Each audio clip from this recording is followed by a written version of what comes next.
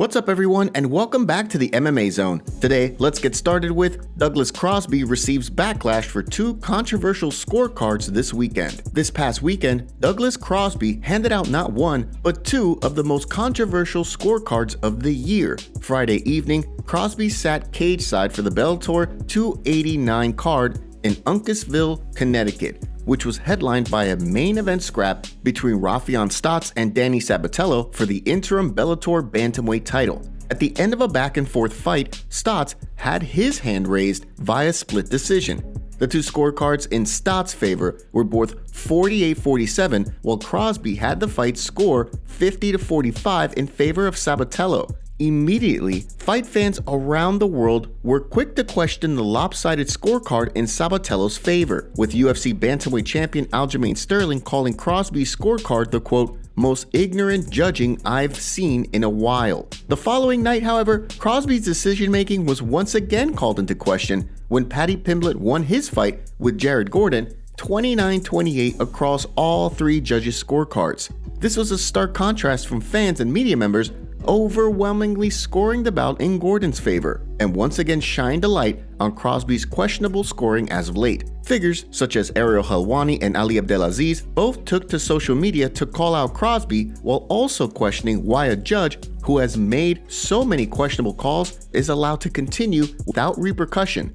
For his part, Pimblett believes the decision was the right one. As he explained during his post-fight Octagon interview, he believed that he was up 2 rounds going into the third. As a result, he was content to coast, something UFC President Dana White accused Gordon of doing in the third when he arrived at the post-fight press conference. What did you make of the decision? Did you think Crosby got it wrong in both fights this past weekend? Give us your thoughts in the comments below. Bryce Mitchell opens up on UFC 282 loss to Ilia Topuria. Thug Nasty Bryce Mitchell was on the wrong end of a pretty brutal beatdown this weekend at UFC 282 when he squared off with Ilia Topuria. The fight saw Mitchell suffer the first loss of his professional career as Topuria remained undefeated. Unfortunately for Mitchell, he just couldn't seem to get going throughout the course of the fight before he was ultimately submitted by Topuria in the second round. After the fight, Mitchell took to social media to discuss the fight. As he explained, he came down with the flu the week before the fight. Looking back now, he wishes he hadn't taken the fight at all.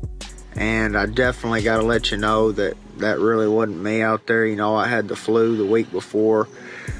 And, you know, I thought I'd just tough it out. And I didn't feel good at all in there. That wasn't myself. And I trained a lot harder and could have performed a lot better. But you know, I went in there, you know, with stuff hurting and not up to 100%. Like I said, I had the flu, and I wish I wouldn't even took the fight.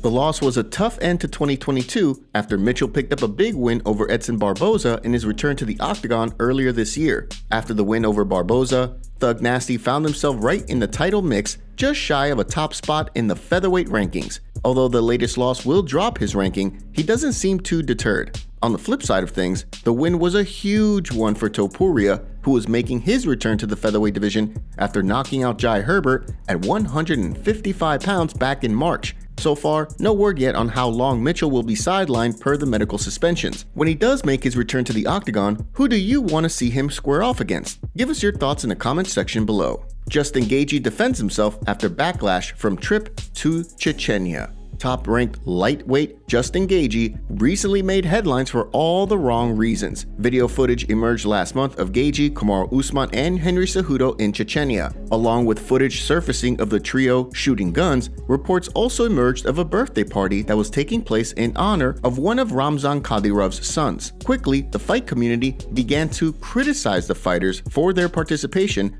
given that Kadyrov currently has sanctions imposed on him by the US government as a result of human rights abuses. After Gaethje criticized Paddy Pimblett following his controversial decision victory over Jared Gordon at UFC 282, Barstool Sports founder Dave Portnoy used Gaethje's recent trip to Chechnya as ammunition when firing back at the lightweight contender. While shooting down Gaethje's criticism of his and Big Cat's unwavering support for Paddy Pimblett, who has a contract with Barstool, Portnoy aired the highlight out for supporting Kadyrov. People are telling me Justin Gaethje was recently seen hanging out with a warlord accused of brutal crimes against humanity, so it's hypocritical for him to say we look bad for supporting Paddy when he supports a warlord.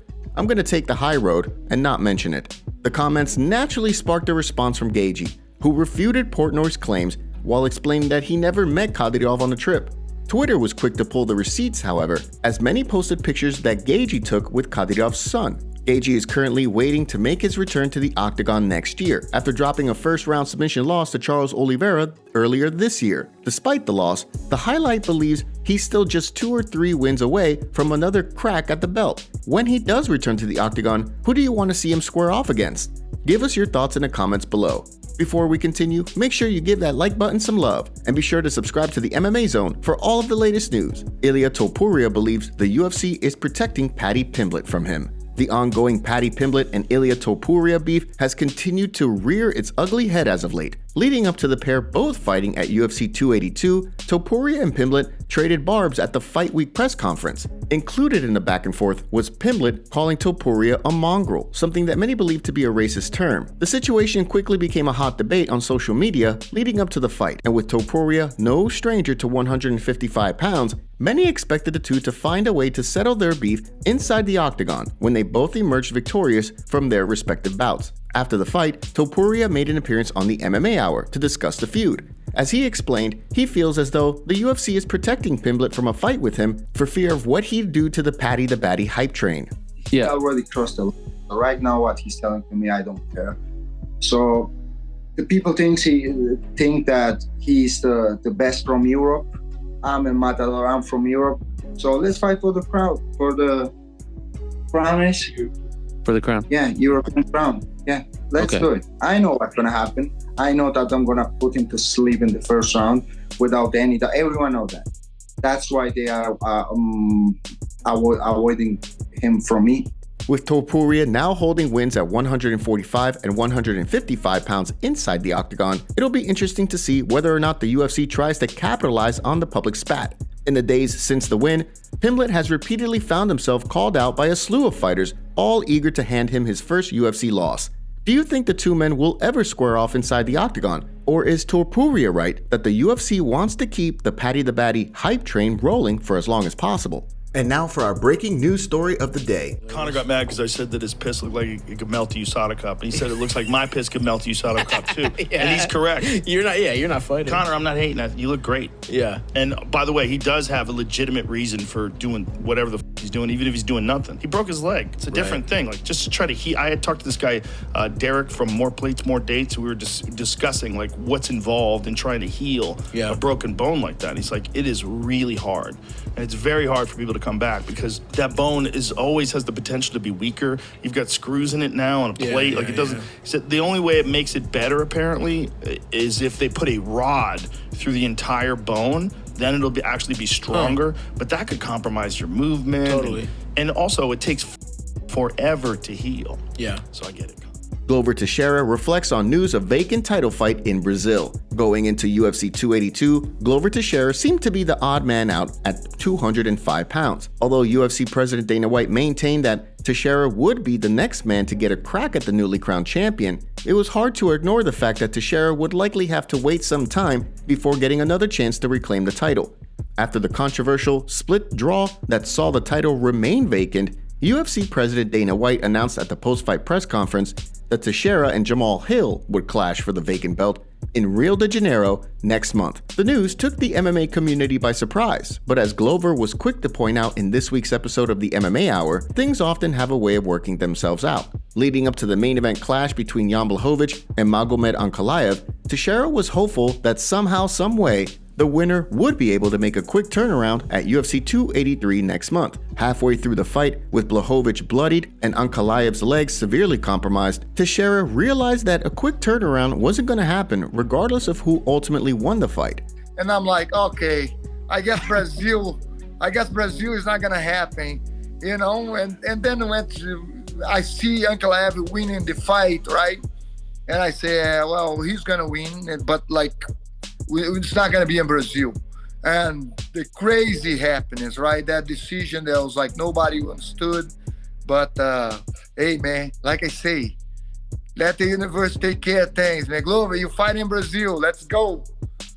With just over a month to go until Teixeira and Hill clash in Brazil, We want to hear from you. Who do you think leaves Rio de Janeiro as the 205-pound UFC champion? Give us your predictions in the comments section below. Thank you so much for joining us today. What do you make of what's going on in the fight world? Make sure to like this video and subscribe to the channel to stay up to date on all the latest news from the MMA Zone. See you next time.